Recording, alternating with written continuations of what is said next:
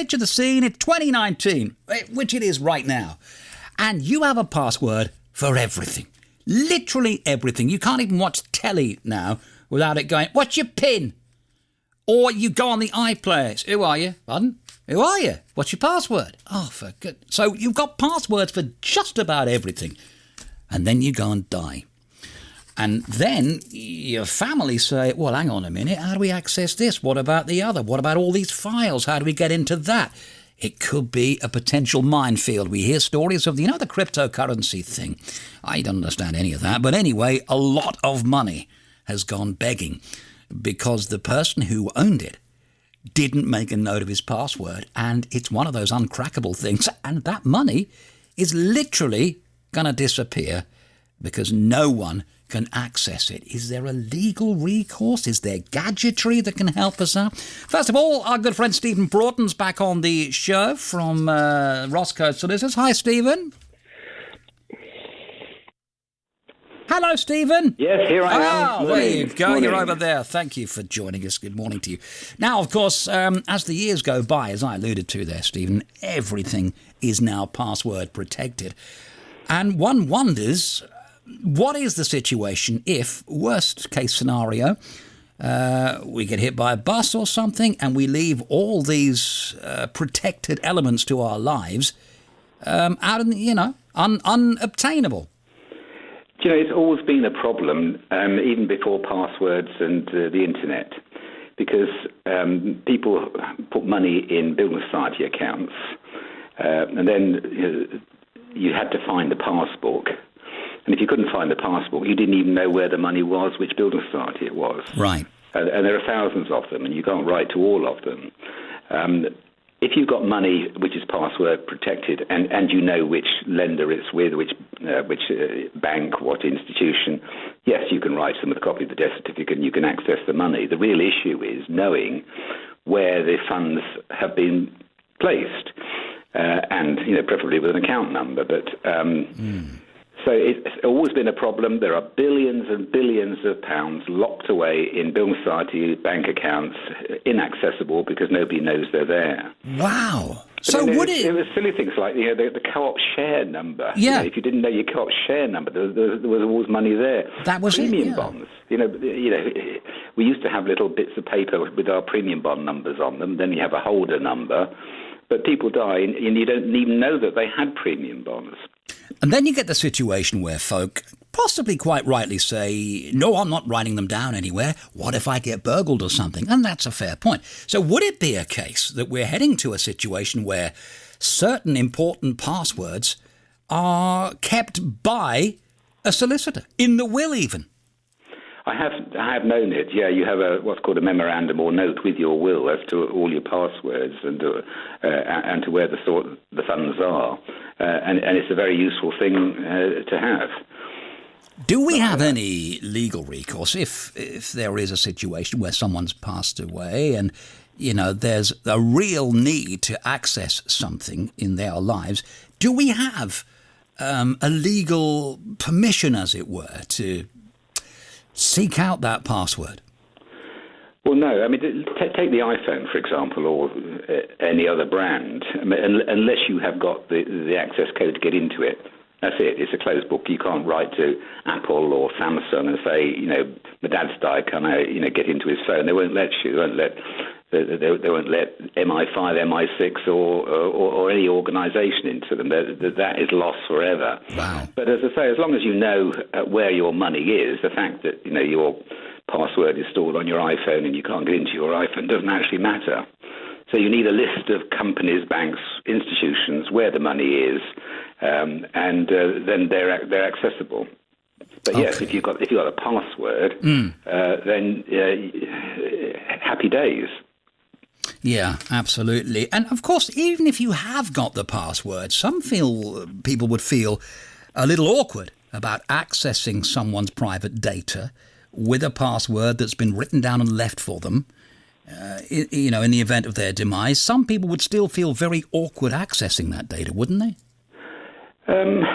Probably not if it's a close relative. But but as you say, if someone dies without close relatives, you are accessing something very personal, where you don't really belong. Yeah. Okay. What would your advice be then, from the legal standpoint, Stephen? Well, I think essentially the basic thing is you have to have a list of institutions where funds have been deposited. If you can put all your passwords in a note left with your will, with your solicitor, or with your executor, then that's going to help an enormous amount. All right, Stephen Broughton from Roscoe Solicitors. On the line with us also Matt Porter, the Gadget Man. Matt, can technology help us with all these passwords? Yeah, there are services available which allow you to store all your passwords within another password-protected system. There are quite a few of them. So having like one master password would allow access to all of the others. These things are out there. Certainly, if I was to pass away, then I would have something somewhere which allowed my next of kin or my family or whatever to be able to access my information.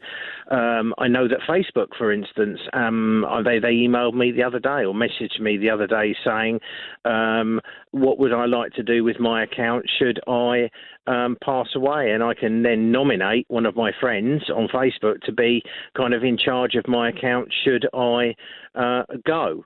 And then they decide whether to put your a memorial on your Facebook page or just close it. So these things are being kind of looked at all the time because it does happen. Obviously, people do. I've got friends on Facebook, or I had friends on Facebook that have passed away since I've been friends with them, and those accounts are still live, and people still post messages of condolence every year on their birthday and all of those kind of things. Wow. So it's very, it's quite nice actually.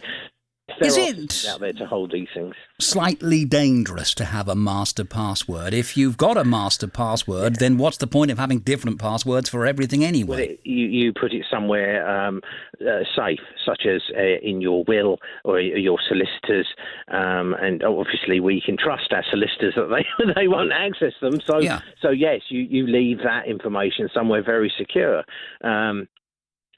Such as your solicitor, I guess. So that's all that you can do, really. I can't think of anything other than you have to have some form of access somewhere in order to be able to access all this information. But it is quite a problem because we are encouraged to have individual passwords for all of our accounts that we have, because it's notable that systems do get hacked and passwords do get gathered, and if we're using the same password for everything, then we're putting ourselves at risk of having other systems broken into as well. So it's a problem, but there are I think if people were to do a search on master password security and things like that, there are a number of notable companies out there that will do that. I mean, and it's a whole system is flawed, really, isn't it? Because if you forget your password, they will say, oh, all right, don't worry, click this link and we'll send you an email and reset it. And all you really need to have is access to someone's email account, and you can just reset all of their passwords. Yeah, there's kind of two-factor authentication as well now, which is being encouraged, which means that a lot of the time you'll get a message saying, would you like to enable two-factor authentication, which means that it requires two forms of confirmation in order to unlock a password. So an email or a text message, email and a text message, or a telephone call and a text message. So there's additional security in place to stop that kind of thing happening. But again, that doesn't help if I don't know. It's a bit of a hornet's nest, really. It's a hornet's nest. Let me go back to Stephen Broughton, if I can. Stephen, what is the legal position with accessing someone else's data if they're alive? Well, you can't, and the person who's storing that data can't give anybody access to it. So that's the bottom line. Any accessing of data is illegal, so no one should be doing it. But what about after you've passed away? Do you still retain that right? Well, I think it goes to your personal representatives appointed under your will. I mean, can I just also mention that we're all talking about death, but there's lots of other incidents that happen in life apart from death, like having a stroke, having dementia. I mean, life is unpredictable, and we all think that death is probably a long way away. But I had a close friend who said, "Oh, I'd rather have a long life." A short life smoking rather than a long life not smoking. And of course, there was a third option, that she had a stroke and spend the rest of her life completely disabled. Wow. And can't access her phone, can't use a keyboard any longer.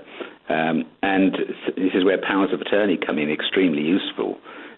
You're still alive, but you do need somebody to do all this computer work for you. And as you say, this is not a new problem, is it?